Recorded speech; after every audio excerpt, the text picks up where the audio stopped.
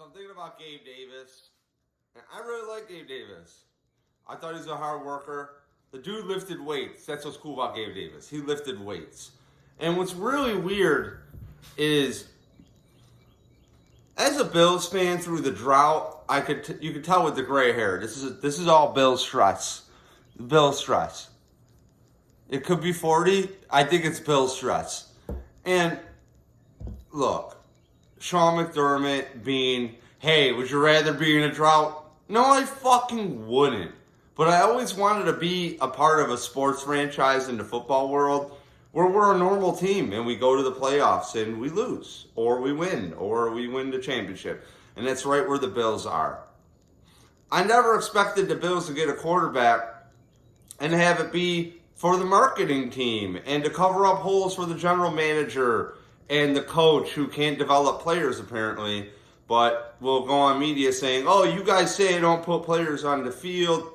It took James Cook till literally last year to get a whole bunch of touches. That's like 3 years. Kincaid had a really good year one. But last I checked, Kincaid is a tight end, and that's an extension of, again, I'm not a football player, never played a lick of football in my life. But tight end, I thought, was an extension of the O-line, which O-linemen are big. They block. And apparently he's a project. And he's got knee braces on. And he looks like he hasn't bulked up as Brandon Beane said he needs to do.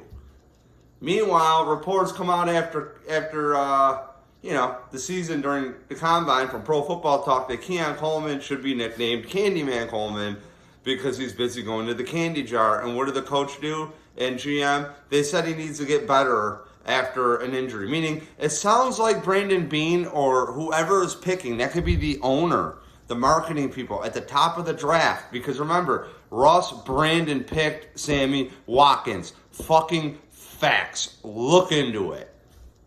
I heard it on the Buffalo Beat podcast with Joe Buscaglia, Matt Fairburn, on drywall stilts, in the garage. Remember where I was, staring at a fucking ceiling, trying to dodge my head from getting cut open from a bracket, when I found out that nonsense. And I realized, oh shit, somebody else is making the picks at the top of the draft sometimes. And if you look at the other organization, the Sabres, it's a dumpster fire. So the Bills keep both of them up. The point on Gabe Davis. Why are we too good for Gabe Davis?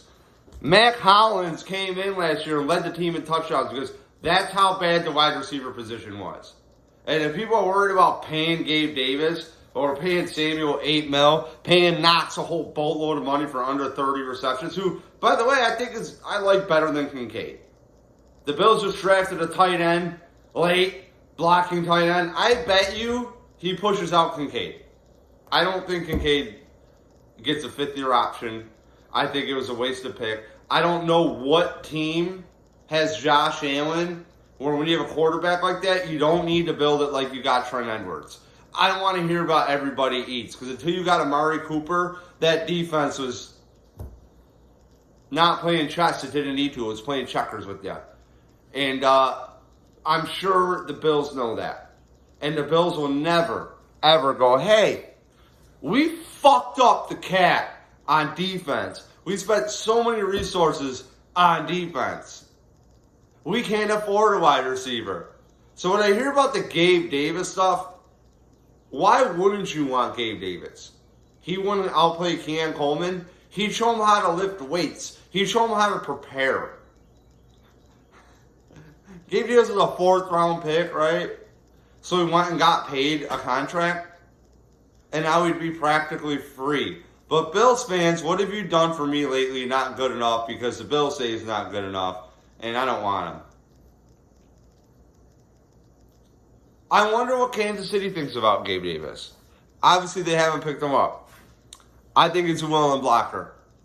I don't know. Scouting reports might say otherwise, but the guy's 25, 26 years old coming up. He's already proven himself. Why the fuck wouldn't you want Gabe Davis? Oh, wait. Oh, well, he What? Will outplay Keon Coleman? Understands football? Lifts weights? Really cheap?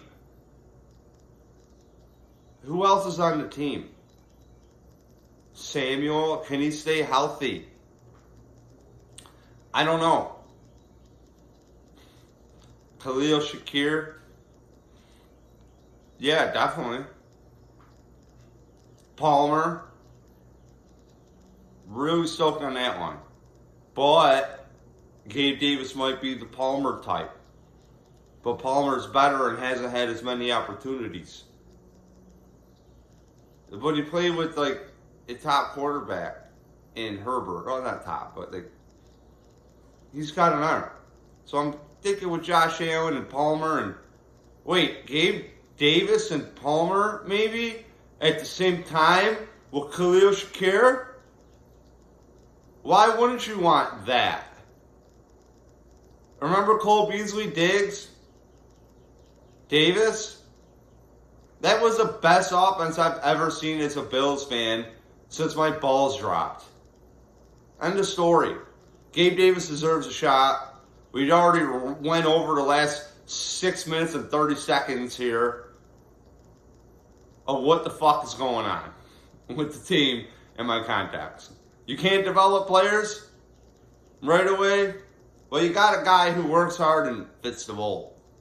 Maybe he was part of the Mitch Morse and Stephon Diggs and Gabe Davis train that we all support each other McKenzie thing, and maybe that's part of that cancer locker room that the Bills had to cut or something. Who knows? That was still weird to me that you got rid of Mitch Morse, but that's just me.